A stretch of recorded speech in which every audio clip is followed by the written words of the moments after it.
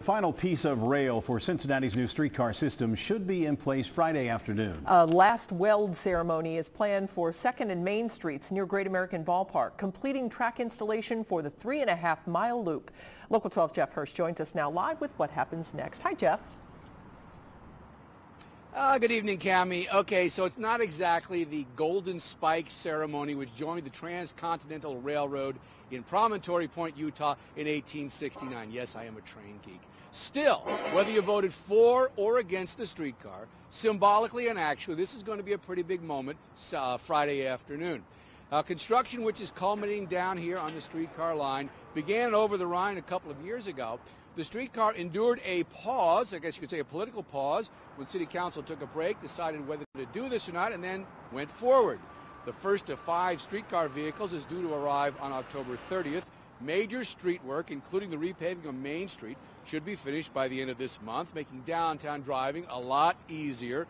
And once the first streetcar vehicle is here, it will undergo what's called dead pole testing. The streetcar will be towed along the rails by a truck before the overhead power line is electrified to make sure the clearances are okay. That'll be like a parade, I like to call it. There'll probably be motorcycle cops that'll close the intersections as they pass through. Very similar to a parade, really, except it'll be short. And when?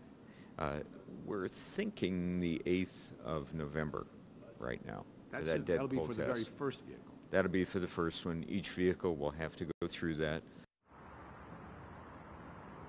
And once they do that, the dead pole test on the first vehicle, it should be only a few weeks before they will do a live wire test, and those tests will continue.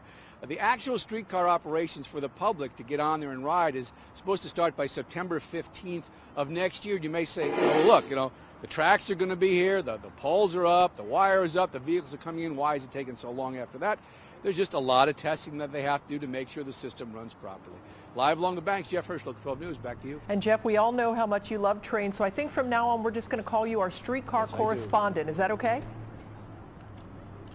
Clang, clang, clang went the trolley. Judy Garland, meet me in St. Louis. Yeah, go ahead. All right, sounds good, Jeff. Thank you. The streetcar loop between the banks and Findlay Market will have a route number, just like all the buses in town.